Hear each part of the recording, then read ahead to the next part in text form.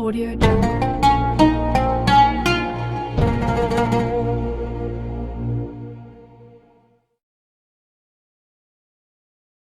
Assalamualaikum warahmatullahi wabarakatuh. Mari kita baca Al-Fatihah untuk Imam An-Nawawi yang kitabnya kita kaji, untuk diri kita, untuk keluarga kita, untuk DKM Masjid Al-Barokah beserta para jamaah, para donatur-donatur yang mudah-mudahan senantiasa diberkahi oleh Allah. Al-Fatihah. A'udzubillahi minasyaitonir rajim. Bismillahirrahmanirrahim. Alhamdulillahirabbil alamin. Arrahmanir rahim. Maliki yaumiddin. Iyyaka na'budu wa iyyaka nasta'in. Ihdinas siratal mustaqim. Siratal ladzina an'amta 'alaihim ghairil maghdubi 'alaihim waladdallin. Bismillahirrahmanirrahim. Alhamdulillahilladzi mujaddidil a'wadi 'am ba'da 'am. Allahumma salli wa sallim wa barik ala sayyidina wa habibina wa syafi'ina wa maulana Muhammadin wa ala alihi wa sahbihi ajma'in. Amma ba'du, fa yaqulu Allah ta'ala fi kitabihil aziz. A'udzu billahi minasyaitonir rajim. Bismillahirrahmanirrahim. Qalu subhanaka la ilma lana illa ma 'allamtana innaka antal alimul hakim. Shadaqallahul azim. Kita masuk pada hadis yang ke-15 dalam bab sabar, halaman 64 sebelah kiri itu. Ya, ini kita masih membahas bab sabar, sudah 15 pertemuan Pak, masih bab sabar terus nih ya. Yang mudah-mudahan ngajinya sabar, yang ngajarnya juga sabar. Jadi selama materi sabar ini masih kita temukan, masih saya temukan, kita nggak akan pindah-pindah.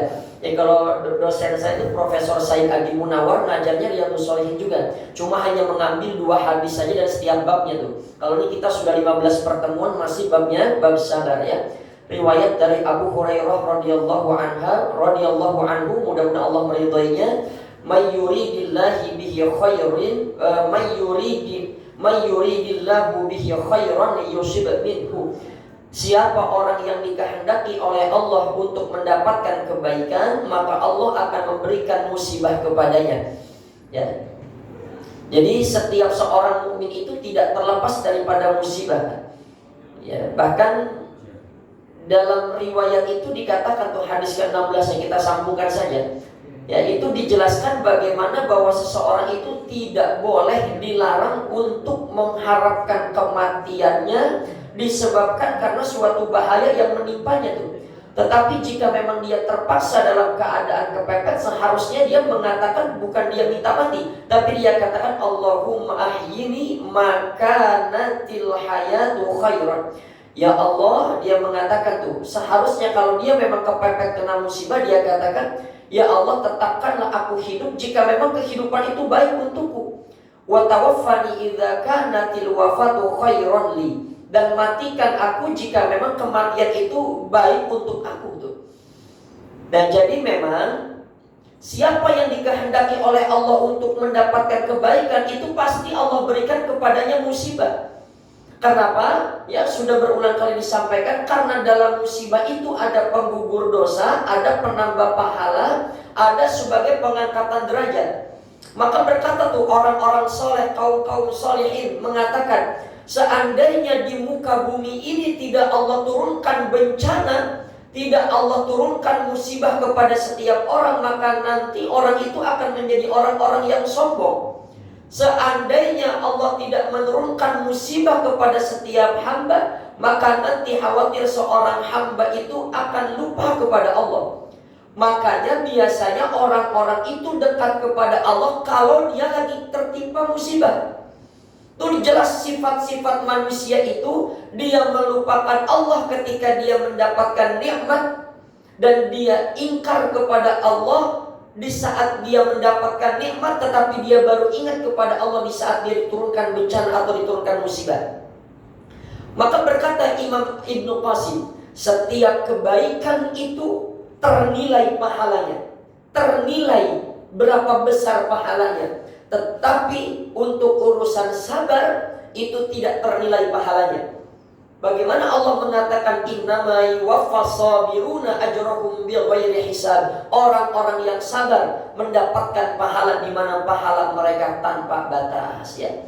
Dan Nabi pun pernah mengatakan kepada Ibnu Abbas, seandainya manusia dan jin berkumpul untuk memberikan manfaat kepada setiap manusia atau memberikan kepada seseorang, disatukan tuh kekuatan jin dan manusia untuk memberikan manfaat kepada salah satu orang, maka kalau Allah tidak berkehendak maka tidak akan manfaat.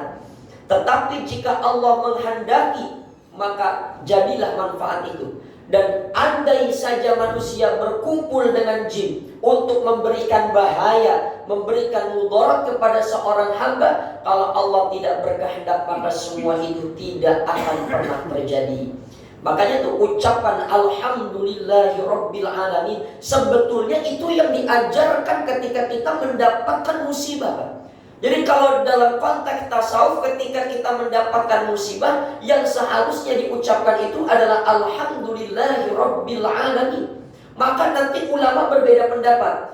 Apakah ketika kita dalam melakukan aktivitas dimulai dengan Bismillah atau dimulai dengan Alhamdulillah? Itu ulama berbeda pendapat. Tapi kalau mau main kuat-kuatan hadis, ketika kita melakukan aktivitas, sebetulnya idealnya yang diucapkan Alhamdulillahi Rabbil Alamin. Kok pengen melakukan suatu kebaikan atau ingin memulai sesuatu, yang diucapkan tuh Alhamdulillahi Rabbil Alamin. Kenapa? Ulama menjawab, karena dengan izin Allah atas karunia nikmat dari Allah kita masih bisa melakukan aktivitas itu. Tapi tidak salah juga kalau kita ingin beraktivitas mengucapkan Bismillahirrahmanirrahim, karena memang ada dalilnya juga. Tapi kalau mau main kuat-kuatan itu ketika kita ingin melakukan aktivitas, yang diucapkan tuh Alhamdulillahirabbil alamin. Karena dengan kehidupan, dengan nyawa, dengan nafas, dengan gerak anggota tubuh yang Allah izinkan untuk kita masih bisa melakukan aktivitas itu. Ya, berapa kali kita lupa untuk membaca doa sebelum kita berangkat. Berapa sering kita lupa untuk mengucapkan Alhamdulillah ketika kita sudah sampai kantor, tempat pekerjaan, tempat dagangan. Karena yang memberikan proteksi kita kan Allah. Banyak orang niatnya pengen ke kantor, tapi ternyata nggak sampai kantor, nyampainya rumah sakit. Kenapa? Kecelakaan. Siapa yang memberikan proteksi? Itu semua yang memberikan perlindungan adalah Allah. Ada orang datang kepada Nabi dalam riwayat dalam kitab Tanbihul Ghafirin, "Ya Rasulullah, hartaku habis, badanku sakit, ya, anakku meninggal. Maka apa yang harus aku lakukan?" Kata Nabi, "Jika Allah sayang kepada hambanya, maka Allah akan menguji, memberikan musibah kepadanya. Dan belum tentu orang yang kau lihat saat ini hidupnya penuh dengan nikmat, belum tentu dia punya nilai kebaikan," kata Nabi. Jadi kenapa Allah memberikan musibah?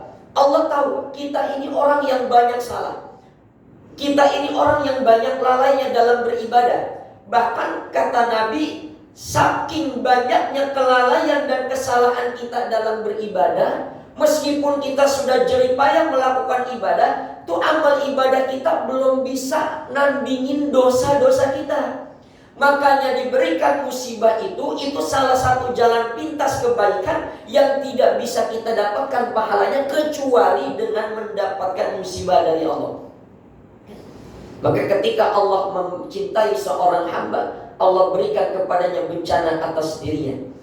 Makanya sering-seringlah bermuhasabah.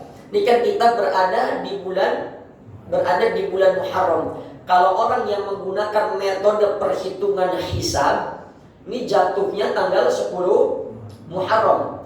Tapi kalau yang menggunakan ruqyah, sebagaimana surat yang beredar dari Nahdlatul Ulama menggunakan metode ruqyah, ini baru tanggal 9, baru 9 Muharram, ya. Kalau yang ruqyah ini 9 Muharram. Ruqyah itu melihat hilal secara langsung. Ya, kalau hitungan hisab ini sudah masuk tanggal 10 Muharram. Nah, maka berbicara Muharram itu kan berbicara dengan muhasabah. Hasibu anfusakum qabla an tuhasabu, kata Imam Ali. Buatlah perhitungan terhadap dirimu sebelum Allah akan memperhitungkan dirimu, kata salah satu sahabat, ya. Hasibu anfusakum qabla an tuhasabu. Maka musibah itu bagian daripada hisab. Kan doa yang kita minta, ya Allah, hisablah saya dengan hisaban yasiro, dengan hisab, dengan perhitungan yang ringan nanti di akhirat. Makanya kan yang paling lama itu nanti kita di yaumul hisab. Kaki kita tidak akan melangkah melainkan kita sudah ditanya. Kaki kita tidak akan bergerak dari yaumul hisab melainkan kita sudah ditanya. Pertama tentang umur kita. Kemana umur itu kita gunakan? Kemana umur itu kita habiskan? Dan yang kedua juga kita akan ditanya tentang harta. Dari mana engkau dapatkan? Dan untuk apa engkau keluarkan? Untuk urusan harta ditanyanya dua. Dari mana engkau dapatkan dan untuk apa engkau keluarkan? Urusan harta ditanya dua. Kemudian di arah mana? Di apa yang kita gunakan masa muda kita itu akan ditanya. Banyak orang bilang, oh Ustaz, makanya kalau orang kaya mah dihisapnya lama. Itu mah orang kaya yang pelit, Pak. Ya, jadi justru Allah mencintai mukmin yang kaya, mencintai mukmin yang kuat. Islam tuh nggak melarang kita kaya. Agama Islam tidak melarang kita kaya, tapi larangan miskin itu ada. Kadal faqru ayyakuna kufran. Ya, kefakiran akan mendekati pada kekafiran. Ya, larangan kaya itu nggak ada, Pak. Nggak ada. Nah, jadi harta itu akan ditanya dari mana dia didapatkan dan untuk apa dia akan dihabiskan. Maka bicara yaumul hisab, kita kan dihisab kan dosa-dosa kita berapa banyak. Sama seperti kita belanja di supermarket, semakin banyak barang yang kita beli, itu kan lama prosesnya. Ya, disensor dulu, tuh dimasukin ke keranjang. Makin banyak yang kita bawa, makin banyak prosesnya. Sama di akhirat itu semakin banyak dosa yang kita bawa, akan semakin lama prosesnya. Maka untuk mengurangi lamanya proses di yaumul hisab, Allah hisab kita duluan di dunia. Karena tadi dengan adanya musibah berkuranglah, berguguranlah setiap dosa-dosa kita. Ya, musibah itu memang pahit. Musibah itu memang pahit. Tidak ada musibah yang enak, itu nggak ada. Namanya musibah pasti pahit. Tapi pada hakikatnya kata ulama, setiap musibah, setiap bencana, setiap kesedihan yang kita alami, yang kalau dengan itu justru mengantarkan kita untuk semakin dekat kepada Allah, maka pada hakikatnya itu adalah nikmat. Tapi kekayaan, jabatan, kenikmatan yang kita miliki, apa saja yang justru itu membuat kita semakin jauh dari Allah, pada hakikatnya itu bukan nikmat, justru itu adalah bencana yang akan menenggelamkan kita. Ya. Maka Allah itu disebut dengan Rabb. Kenapa disebut Rabb? Karena Allah itu maha mentarbiyah. Tarbiyah itu artinya pendidikan. Makanya kuliah-kuliah keguruan itu kalau di Universitas Islam disebutnya fakultas tarbiyah, fakultas pendidikan. Allah itu Rabb. Makanya orang-orang yang mendidik disebutnya murabbi. Kenapa Allah disebut Rabb? Allah itu mentarbiyah orang-orang yang dicintai. Allah memberikan pendidikan kepada orang-orang yang dicintai. Allah didik kita dengan musibah itu. Allah didik kita dengan didatangkan bala. Kenapa? Supaya kita bermuhasabah, kita menghitung-hitung diri kita. Apa yang selama ini kita lakukan? Sebab kalau orang nggak sadar melakukan salah dan dia tidak dihisab, ya selamanya dia akan tetap begitu. Maka kenapa kita dihisab di muka bumi? Supaya kita sadar dengan kesalahan-kesalahan kita. Kenapa orang dihisab? Satu, Allah melakukan perhitungan terhadap dirinya agar dia ingat sama Allah. Karena musibah itu adalah teguran. Kenapa terjadi musibah? Bima kasabat aydin nas, yang disebabkan oleh perilaku, oleh tangan manusia. Maka musibah itu sebagai ladang bagi kita untuk menghisab diri kita, menghitung-hitung diri kita. Punya badan sehat, sudah berapa banyak kita digunakan untuk beribadah. Ada rezeki, sudah berapa banyak yang kita digunakan untuk berbagi. Maka ada kalanya musibah itu pada hakikatnya adalah nikmat. Ada orang yang ketinggalan tiket pesawat, nangis-nangis nyesel karena tiketnya hangus. Awalnya dia sedih, tetapi ketika dia tahu di tengah perjalanan ternyata pesawatnya mengalami kecelakaan dan semua penumpang itu meninggal dunia, tapi dia terselamatkan karena terlambat, maka musibah itu justru malah dia akan mengucapkan ya, Alhamdulillahirabbil alamin. Ya.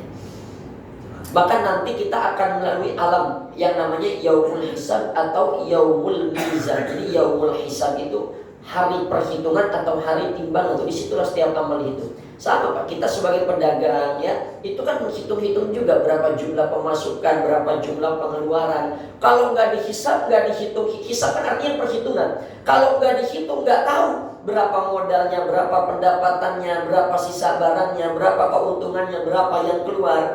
Maka itu perlu adanya hisab. Allah menghisab diri kita, Allah menghitung diri kita. Allah berikan hisab kepada kita di muka bumi supaya nanti hisabnya ringan. Bahkan dalam kitab Tadbirul Ghafilin dikatakan seandainya manusia itu tahu bahwa dengan musibah itu Allah memberikan pahala yang sangat besar. Dan seandainya manusia tahu keutamaan orang-orang yang mendapatkan musibah ketika dia berada di muka bumi, nanti di akhirat orang itu akan mencakar-cakar dirinya supaya dia merasakan sakit, yang dia anggap bahwa sakitnya itu adalah musibah, sehingga Allah memberikan pahala yang besar. Tapi kalau udah di akhirat itu udah gak ada amal perbuatan lagi sudah. Kalau sudah di akhirat itu udah gak ada pahala lagi. Maka ketika kita sudah meninggal dunia itu terputus amal ibadahnya. Ketika kita sudah meninggal dunia, kita sudah tidak bisa beribadah lagi. Tapi ada pahala yang tetap mengalirnya, shadaqatul jariyah, yang disebut dengan pahala jariyah, yang disumbangkan untuk masjid, disumbangkan untuk hal-hal yang bermanfaat, itu namanya shadaqatul jariyah, sedekah jariyah. Ya kan banyak ustadz ya, ayo kita sedekah lah, dia sendiri pelit Pak. Dia sendiri pelit. Ya tetangganya nggak pernah dibagi apa-apa, nggak boleh begitu. Ya minimal ya tetangga kiri kanan depan belakang lah, minimal kan itu kan. Ya ada orang yang bertanya, ya Rasulullah saya cuma mampu sedekah sedikit. Kata Nabi itu lebih baik, karena tidak bersedekah itu jauh lebih sedikit, kata Nabi. Ya maka sama orang yang pelit itu akan dihisab oleh Allah. Dengan cara apa dihisabnya? Ada hak orang lain yang harus dia keluarkan tapi gak dia berikan, zakat, infak, sedekah dan sebagainya. Maka Allah akan hisab dirinya. Dengan cara apa? Allah ambil paksa harta itu dari tangannya. Ya entah dengan kebakaran, ya entah dengan motornya, bebannya kempes, segala macam lah. Jadi apa saja yang bukan milik kita itu pasti akan Allah ambil paksa dari kita tuh. Kita menghisab diri kita menghitung. Ini Muharram itu sebetulnya bulan bermuhasabah. Bagaimana kita pengen cepat doa kita dikabuli, tapi kalau sholat itu kita tunda-tunda. Pengen punya anak soleh, pengen punya anak biar rajin ke masjid, lah maghrib bapaknya masih nyuci motor, ya, emaknya megang remote TV. Pengen rezeki lancar, maksiat gak pengen berhenti, pengen masuk surga. Pengen masuk surga, tapi perbuatannya justru mengantarkan pada api neraka. Pengen hidup bahagia, tenang, tapi bagaimana hidup kita bisa tenang kalau hati kita ini jauh untuk mendekat kepada Allah yang maha memberi ketenangan. Nah maka orang-orang yang menghisab dirinya itu jauh lebih baik ketimbang dia melakukan banyak sholat sunnah. Tuh satu pendapat mengatakan itu. Orang yang menghitung-hitung dirinya itu jauh lebih baik daripada dia sholat sunnah ratusan rakaat tanpa dia menilai dirinya. Orang rajin ibadah tapi kalau dia nggak menghisab dirinya, nggak menghitung-hitung diri, oh dia akan merasa dirinya paling baik kan? Gak banyak tuh ayat-ayat menjelaskan itu. Afala tatafakkarun, afala ta'qilun tuh. Apakah tidak berpikir, apakah engkau tidak berakal? Tuh Al-Quran banyak menggunakan kata-kata seperti itu. Kenapa? Karena orang nanti di akhirat itu disiksa dengan sebab apa? Walaqad dzara'na li jahannama katsiran minal jinni wal ins. Banyak nanti penghuni neraka itu golongan jin dan manusia. Lahum qulubun la yafqahuna biha. Dia punya hati, tapi hatinya itu tidak digunakan dengan baik. Ya. Walahum a'yunun la yubsiruna biha. Dia punya mata, tapi matanya tidak digunakan untuk kebaikan. Walahum adhanun la yasma'una biha. Dia punya telinga, tapi telinganya tidak digunakan untuk mendengar kebaikan. Ulaika kal an'am, maka orang-orang seperti kelompok-kelompok binatang. Maka banyak Allah menggunakan afala ta'qilun, afala tatafakkarun tuh supaya kita berpikir, supaya kita itu yang menggunakan akal sehat kita dengan baik. Maka Allah kalau udah benci sama orang, itu justru Allah buka pintu-pintu nikmat. Allah udah benci sama orang, itu Allah bukain pintu-pintu nikmat sama dia. Surah Al-An'am tuh ayat 44. Falamma nasu ma dzukiru bihi fatahna 'alaihim abwaaba kulli syai' hatta idza farihu bima utu akhadnahum baghtatan fa idza hum mublisun. Allah kalau udah benci sama orang, Allah memberikan peringatan tapi mereka tetap lalai. Maka kata Allah, kami membukakan pintu-pintu kesenangan untuk mereka. Lagi gembira-gembiranya dia dengan nikmat yang Allah berikan, yang pada hakikatnya itu bukan nikmat. Tiba-tiba datang siksaan Allah, datang azab Allah. Berupa apa? Ya, berupa kematian. Maka kematian itu adalah kiamat terbesar bagi seorang mukmin. Maka tuh para peramal-peramal gak usah gegayaan pengen ngeramal kiamat. Kiamat itu tidak akan terjadi, melainkan ya para penghuni-penghuni dunia ini sudah bandel semuanya. Jadi jangan kita berdoa, ya Allah panjangin umur saya sampai hari kiamat. Jangan. Karena hari kiamat itu semua penghuni-penghuni udah bandel, durhaka, kafir semua. Jadi jangan kita berharap supaya umur kita tuh dikasih panjang sampai hari kiamat. Jangan. Nabi-nabi saja diuji. Kenapa Muharram itu bulan yang mulia? Seluruh musibah-musibah yang Allah berikan kepada para nabi dan rasul, rata-rata itu Allah selamatkannya di tanggal 10 daripada bulan Muharram. Allah menerima taubatnya Nabi Adam 10 Muharram. Nah, Allah menerima taubat Nabi Adam bukan berarti Nabi Adam punya dosa. Namanya Nabi maksum, tidak mungkin berbuat dosa. Tapi bagi Nabi Adam ketika melakukan suatu kekhilafan yang tidak mengandung dosa, itu bagi Nabi itu seakan-akan sudah menjadi dosa besar. Sama Pak, Bapak yang sering melakukan sholat sunnah, itu kalau nggak sholat sunnah kayak berasa ada yang hilang, kayak berasa dosa. Itu melanggar adab saja bagi Nabi sudah seperti dosa. Dalam hadis yang lain dikatakan, kuatnya orang beriman itu begini, kalau dia melakukan dosa kecil, itu seperti dia berada di bawah kaki gunung, dia lihat gunung itu besar, seolah-olah dia sudah berbuat dosa seperti itu, padahal dosanya dosa kecil. Nabi Ibrahim diselamatkan dari pembakaran api Namrud, itu pun terjadi 10 Muharram. Nabi Nuh Allah selamatkan dari banjir bandang, itu pun terjadi pada tanggal 10 Muharram. Itu hikmah besar Pak dari pelajaran Nabi Nuh. Seorang nabi itu anaknya aja gak beriman. Seorang nabi punya anak kafir. Kalau nabi saja anaknya belum tentu beriman, apalagi kita yang bukan nabi. Dan itu juga pelajaran, bukan berarti kalau ada nabi yang anaknya kafir lalu kita mengingkari kenabiannya. Gak boleh. Jangan sampai kita bilang gini, dia percuma ente kamu sholat, anak lu aja belum jadi anak yang benar. Gak boleh kita begitu. Ya, wah gayanya pergi haji bolak-balik ke Mekah ini, itu orang anaknya aja gak benar kok. Ya bisa jadi dia sudah mendidik dengan baik, tapi itu kan ujian hidup. Ya. Terus kalau memang anak itu masih belum berbuat baik, apa kita akan memusuhi orang itu? Kan enggak juga, enggak begitu. Ya, maka yang jadi nabi aja anaknya mati dalam keadaan kafir, apalagi kita yang bukan nabi. Maka jaminan dari Allah itu la yukallifullahu nafsan illa wus'aha. Tidak mungkin Allah memberikan bencana, Allah memberikan musibah, melainkan itu kita mampu untuk menahannya, melainkan kita mampu untuk melewati semuanya. Ya. Nah, maka ini nanti akan ada banyak orang yang memberikan alasan kepada orang-orang yang tidak mau menghisab dirinya, kepada orang-orang yang lalai. Ada yang mengatakan, ditanya kenapa engkau tidak mau beribadah? Dia mengatakan, ya Allah saya sibuk. Nanti di akhirat tuh akan ada orang-orang yang ngeles Pak. Ditanya kenapa engkau tidak pengen beribadah? Kenapa engkau lalai dalam beribadah? Dia bilang saya sibuk dengan kekayaan saya. Maka kata Allah, Nabi Sulaiman itu lebih kaya daripadamu, tapi dia tidak pernah lalai beribadah.